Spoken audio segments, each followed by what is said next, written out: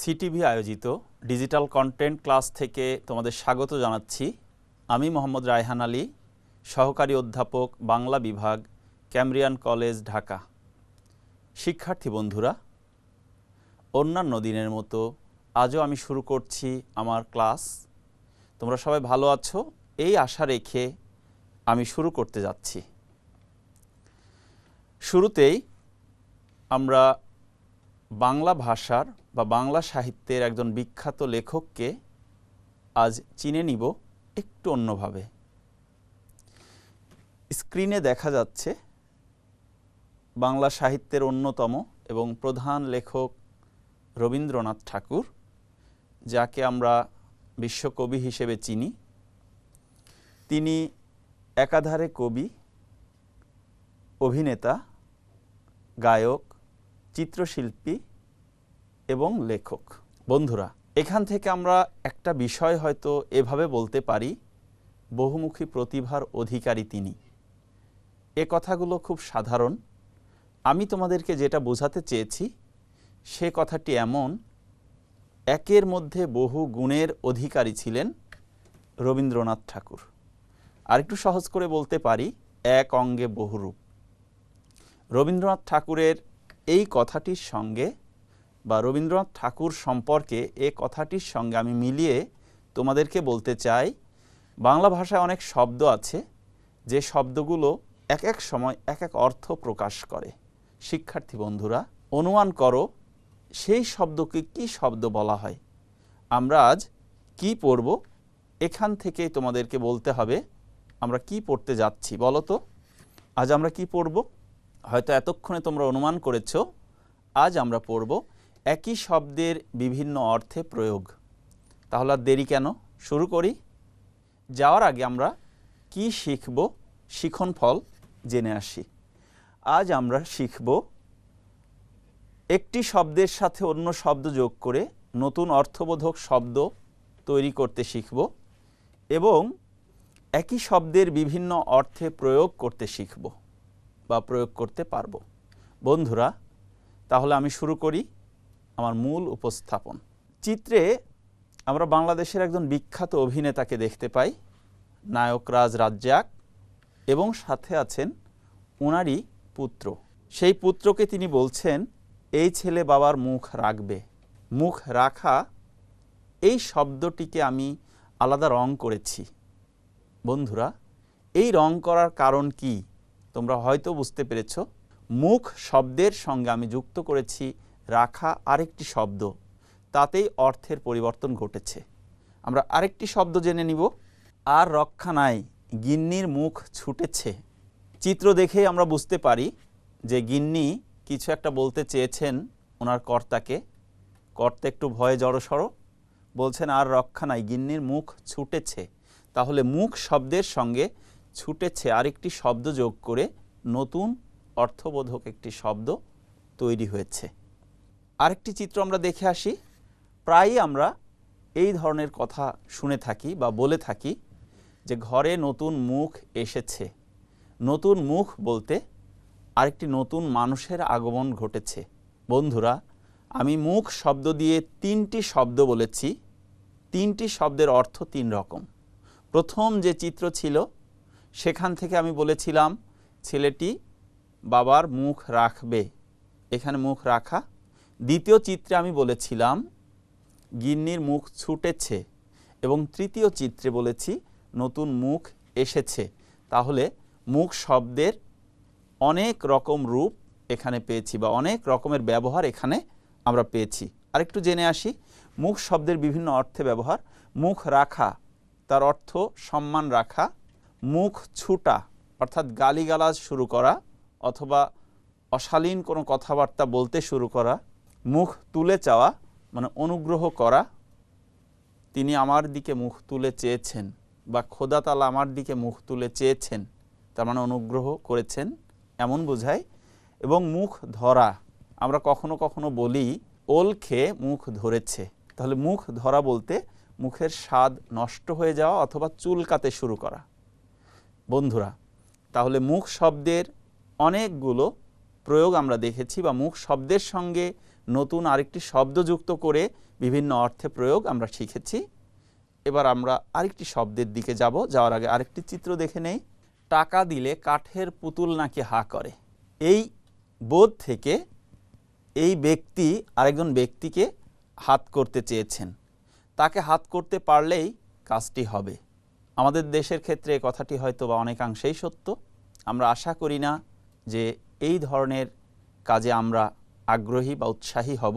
তাকে হাত করতে পারলেই কাজটি হবে, এই হাত করতে পারা বা হাত করা অর্থ হচ্ছে আয়ত্তে আনা। দ্বিতীয় চিত্রতে আরেকটি বাস্তব চিত্র। আমাদের দেশে যে কোনো ধরনের চাকরির ক্ষেত্রেই এই কথাটি সব সময় আমরা শুনে থাকি যে এই কাজের পেছনে অমকের হাত আছে বা এই ঘটনার পেছনে অমকের হাত আছে। এই কথাগুলো আমরা শুনে থাকি। এই হাত থাকা অর্থ হচ্ছে প্রভাব থাকা বা হাত থাকা। এ ব্যাপারে আমার কোনো হাত নেই। একজন মানুষ দায়িত্বপ্রাপ্ত একজন ব্যক্তি, ওনার কাছে অনেক দায়িত্ব আছে, উনি বলছেন যে এ ব্যাপারে আমার কোনো হাত নেই। তাহলে হাত শব্দের সঙ্গে হাত থাকা, হাত করা ইত্যাদি ইত্যাদি শব্দ যোগ করে আমরা নতুন কোনো শব্দ বা নতুন অর্থযুক্ত শব্দ তৈরি করতে পারি। শিক্ষার্থী বন্ধুরা, আমরা দেখে আসি আরেকটু হাত শব্দের বিভিন্ন অর্থে ব্যবহার কিভাবে হয়েছে। হাত করা অর্থাৎ আয়ত্তে আনা। প্রথম যে চিত্র আমি দেখিয়েছিলাম, তাকে হাত করতে পারলেই এই কাজটি করা যাবে বা এই কাজটি হবে। ঠিক তারপরে পেয়েছি হাত ছাড়া। হাত ছাড়া অর্থ হস্তচ্যুত হওয়া অর্থাৎ হাত থেকে সরে যাওয়া। যেমন আমরা অনেক সময় বলে থাকি টাকাগুলো হাত ছাড়া হয়ে গেল। এই হাত ছাড়া বলতে হাত থেকে চলে গেল। আবার হাত থাকা অর্থাৎ প্রভাব থাকা। এই ঘটনাতে অমকের হাত ছিল। আমরা এই ধরনের কথা প্রায়ই বলে থাকি যে এই ঘটনাতে অমকের হাত ছিল। এই হাত থাকা বলতে প্রভাব থাকা। সর্বশেষে আছে হাত গুটানো। আমরা কখনো কখনো দেখে থাকি বাংলাদেশের প্রেক্ষাপটে প্রায়ই কোনো কোনো অফিস আদালত, বিশেষ করে পোশাক শিল্পে শ্রমিকরা হাত গুটিয়ে বসে থাকে। অর্থ হচ্ছে কর্মবিরতি। আমরা কাজ না করে বসে থাকি, কোনো আন্দোলনের কারণে হতে পারে বা কোনো দাবি আদায়ের ক্ষেত্রে হতে পারে। হাত গুটিয়ে বসে থাকা অর্থাৎ কাজে বিরতি দেওয়া। আবার কখনো কখনো আমরা বিশ্রাম নেওয়ার ক্ষেত্রেও এ কথাটির প্রয়োগ করে থাকি। এই অর্থে ব্যবহার হয়েছে। শিক্ষার্থী বন্ধুরা, আমরা আরেকটি চিত্র দেখে আসব। আমাদের অনেকেরই মাথা ধরে। এই চিত্রে দেখেছি যে দুজন মানুষ মাথা ধরে বসে আছে। মাথা ধরা, এখানে মাথা ধরে বসে আছে তার অর্থ এমন নয় যে সে মাথায় হাত দিয়ে বসে আছে। মাথা ধরা একটি রোগ। এই রোগকে নির্দেশ করতে মাথা শব্দের সঙ্গে ধরা আরেকটি নতুন শব্দ যুক্ত করে অর্থ তৈরি করা হয়েছে। মাথা ধরেছে তো তাই কিছুই ভালো লাগছে না। আরেকটি চিত্র দেখে আসি আমরা। উনিও মাথা ধরে বসে আছেন। ওনারও হয়তোবা কোথাও কোনো ক্ষতি হয়েছে, ব্যবসায়ে লোকসান হওয়ায় তার হাত মাথায় উঠেছে। আমরা কখনো কখনো হয়তো একটু মজা করেই বলে থাকি পায়ের ব্যবসা মাথায় উঠেছে। তার অর্থ কি? একসময় তিনি জুতার ব্যবসা করতেন, এখন টুপির ব্যবসা করেন। তাহলে জুতার ব্যবসা, বড় ব্যবসা থেকে তিনি টুপির ব্যবসা শুরু করেছেন। তার অর্থ হচ্ছে পায়ের ব্যবসা মাথায় উঠেছে। এই মাথায় ওঠা অর্থ কিন্তু ভিন্ন। এখানে মাথায় হাত উঠেছে এর অর্থ হচ্ছে তার ক্ষতি হয়েছে বা সর্বনাশ হয়েছে। আরেকটি চিত্র আমরা দেখে আসব। কখনো কখনো মানুষ রাগে অগ্নিশর্মা হয়ে যায়, তখনই আমরা তাকে বলি তার মাথায় খুন চড়েছে। চিত্রে আমরা একজন ব্যক্তিকে দেখতে পাই খুব বেশি ক্রুব্ধ। লোকটির মাথায় খুন চড়েছে। এই খুন চড়েছে অর্থ হচ্ছে রাগান্বিত হয়েছে বা অতিশয় রাগান্বিত হয়েছে। মাথা ব্যথা, এই কথাটি কোথাও কোথাও রোগ অর্থে বোঝালেও মাথা ব্যথার অর্থ হচ্ছে আগ্রহ। এ বিষয়ে তোমার এত মাথা ব্যথা কেন? এর অর্থ হচ্ছে আগ্রহ প্রকাশ। শিক্ষার্থী বন্ধুরা, আরেকটু দেখে আসি। মাথা দেওয়া অর্থাৎ দায়িত্ব গ্রহণ করা। দায়িত্ব গ্রহণ বলতে এই কাজের জন্য আমি মাথা দিয়েছি, অর্থাৎ আমি দায়িত্ব নিয়েছি, দায়িত্ব গ্রহণ করেছি। মাথা ঘামানো, এখানে অনেকটা এরকম যে এই বিষয়ে তোমার মাথা না ঘামালেও চলবে, অর্থাৎ ভাবনা অথবা চিন্তা করা অথবা আগ্রহ প্রকাশ করা। এ বিষয়ে মাথা না ঘামালেও চলবে। এই ঘামানো অর্থ মাথা দিয়ে ঘাম ঝরঝর করে ঝরবে এমনটি নয়। শিক্ষার্থী বন্ধুরা, গায়ের মাথা এই কথাটা আমরা প্রায়ই শুনে থাকি। লোকটি গাঁয়ের মাথা, এই মাথা বলতে মোড়ল অথবা মাতব্বর অথবা প্রধান এমন নির্দেশ করে। বন্ধুরা, তাহলে আমরা মাথা শব্দের অনেক রকম ব্যবহার জেনেছি বা শিখতে পেরেছি। শিক্ষার্থী বন্ধুরা, আমরা আরেকটি নতুন শব্দ দেখে আসব, কাঁচা। কাঁচা আমের আচার খুবই মজার। আমরা আচার দিয়ে হয়তো বা কখনো কখনো খাবার খেতে খুব পছন্দ করি এবং এটা খুব মজাদার খাবারও বটে। তাহলে কাঁচা আমের আচার খুবই মজার। সাথে আরেকটি চিত্র দেখে নেব আমরা, কাঁচা ঘুম থেকে ডেকো না। দুজন মানুষকে আমরা এখানে ঘুমন্ত অবস্থায় পেয়েছি। একজন রিকশার উপরেই ঘুমিয়ে পড়েছে, আরেকজন পড়তে পড়তে ক্লান্ত হয়ে তার টেবিলে মাথা রেখে ঘুমিয়েছে। আসলে এগুলো গভীর ঘুম নয়, এগুলো সবই কাঁচা ঘুম। তাহলে কাঁচা ঘুম থেকে ডেকো না। কাঁচা আম বুঝেছি আমরা, কিন্তু কাঁচা ঘুম অর্থ ভিন্ন, অর্থাৎ ভিন্ন অর্থে প্রয়োগ ঘটেছে। আরেকটি চিত্র দেখে আসব, কাঁচা বয়সে সবাই প্রাণবন্ত থাকে। কাঁচা বয়সে সবাই প্রাণবন্ত থাকে, উচ্ছল থাকে। এখানে আমি তিনটি চিত্র ব্যবহার করেছি, তিনটি চিত্রেরই অর্থ তিন রকম। প্রথম বলেছিলাম কাঁচা আম, অর্থাৎ আমকে নির্দেশ করেছে, এখানে অপরিপক্ক বুঝিয়েছে। এরপরে দ্বিতীয় যে চিত্র দেখিয়েছি সেখানে বলেছি কাঁচা ঘুম। এই কাঁচা ঘুম বলতে গভীর না বুঝিয়ে স্বল্প সময় বোঝায়। এরপর তৃতীয় যে চিত্র দেখিয়েছি আমি সেখানে বলেছি কাঁচা বয়স, এখানেও অপরিপক্ক ঠিক বলা যাবে না, অপরিণত, অপরিণত অর্থে ব্যবহার হয়েছে। এ ধরনের আরও অনেক শব্দ ব্যবহার করে আমরা নতুন বাক্য তৈরি করতে পারি। লোকটি আমার সঙ্গে কাঁচা কথা দিয়েছেন। কাঁচা বলতে উনি হয়তো আমাকে একেবারে চূড়ান্ত করে কিছু জানাননি এমন। অথবা লোকটির অঙ্কে মাথা কাঁচা, এই মাথা কাঁচা বলতে সে অঙ্কে দুর্বল। বা ছেলেটির অঙ্কে মাথা কাঁচা বা মাথা অঙ্কে কাঁচা, এর অর্থ হচ্ছে সে দুর্বল বা দুর্বল ছাত্র। শিক্ষার্থী বন্ধুরা, তাহলে কাঁচা শব্দ থেকেও আমরা অনেকগুলো বাক্যের প্রয়োগ শিখেছি। আমরা এবার মুখ ফিরাতে চাই অন্য প্রসঙ্গে। প্রায়ই আমরা বর্তমান সময়ে বাংলাদেশের বর্তমান প্রেক্ষাপটে এমন দৃশ্য দেখে থাকি, কোনো স্কুলের সামনে বা কোনো কলেজের সামনে আমাদের আইন শৃঙ্খলা বাহিনীর তৎপরতা আরও বাড়ুক এবং যুব সমাজ এই পথ থেকে সরে আসুক, এইটা আমাদের প্রত্যাশা। এখানে ছেলেটিকে কি বলা হয়েছে? ছেলেটি কান ধরে বলল, আর কখনো মেয়েদের উত্ত্যক্ত করবে না। কান ধরে, তাহলে শব্দ হচ্ছে ধরা, তার সঙ্গে যুক্ত করেছি কান। কান ধরে। আমরা আরেকটি চিত্র দেখে আসব। এই চিত্রটি বাংলাদেশের জন্য খুব স্বাভাবিক, যদিও ব্যাপারটা অস্বাভাবিক। চিত্র খুব স্বাভাবিক। এই চিত্র থেকে আমরা বুঝতে পারি যে একটি গাড়ি পুড়ে যাচ্ছে, গাড়িতে আগুন ধরিয়ে দেওয়া হয়েছে। আগুন ধরানোর এই সংস্কৃতি থেকে আমাদের বেরিয়ে আসা উচিত। আগুন ধরানো সংস্কৃতি বন্ধ হওয়া উচিত। আগুন ধরানো, প্রথম বলেছিলাম কান ধরা, দ্বিতীয় বলেছে আগুন ধরা। আগুন ধরানো এই সংস্কৃতি বন্ধ হওয়া উচিত। এই কারণেই এতে আমাদের কোনো লাভ হচ্ছে না, বরং লক্ষ লক্ষ কোটি কোটি টাকা নষ্ট হচ্ছে। বন্ধুরা, আমরা আরেকটি চিত্র দেখে আসব। এই ধরনের চিত্র দেখলে আমরা সহজে অনুমান করতে পারি ছেলেটি কি বলতে চায়। মেয়েটির কাছে তার মনের কথা ব্যক্ত করেছে এভাবে, তোমাকে আমার খুব মনে ধরেছে। মনে ধরা, বন্ধুরা একটু স্মরণ করো, প্রথম বলেছি কান ধরা, দ্বিতীয় বলেছি আগুন ধরা এবং তৃতীয় বলেছি মনে ধরা। তাহলে ধরা শব্দের আগে কয়েকটি শব্দ যোগ করে আমি নতুন নতুন অর্থযুক্ত শব্দ তৈরি করেছি, যা থেকে বাক্য তৈরি করা যায়। এই মনে ধরা বলতে পছন্দ হওয়া, আগুন ধরা বলতে আগুন জ্বালিয়ে দেওয়া, আর কানে ধরা বলতে কান ধরা, এটা সরাসরি কান ধরাকেই নির্দেশ করে। শিক্ষার্থী বন্ধুরা, ধরা শব্দের সঙ্গে আরও দু একটি অর্থযুক্ত শব্দ দেখতে পারি। হাতে পায়ে ধরা, লোকটি আমার হাতে পায়ে ধরলেন, তার মানে আমাকে অনুরোধ করলেন। অথবা আমি লোকটির হাতে পায়ে ধরলাম, তবুও কাজটি হলো না, অর্থাৎ অনুরোধ করলাম। অথবা গলা ধরা, কথাটি বলতে বলতে আমার গলা ধরে এলো, বা কথাটি বলতে বলতে তার গলা ধরে এলো, অর্থাৎ কণ্ঠ রোধ হয়ে যাওয়া, বন্ধ হয়ে যাওয়া, এমন অর্থ প্রকাশ করে। শিক্ষার্থী বন্ধুরা, আমরা আরেকটু সামনের দিকে এগোতে চাই। একটু মজাদার খাবার খেয়ে আসব। দেখে আসি বাংলাদেশের দুজন বিখ্যাত রন্ধন শিল্পী, যেই দুইজনকে আমরা খুব সহজেই চিনব। একজন হচ্ছেন টমি মিয়া, আরেকজন হচ্ছেন সিদ্দিকা কবির।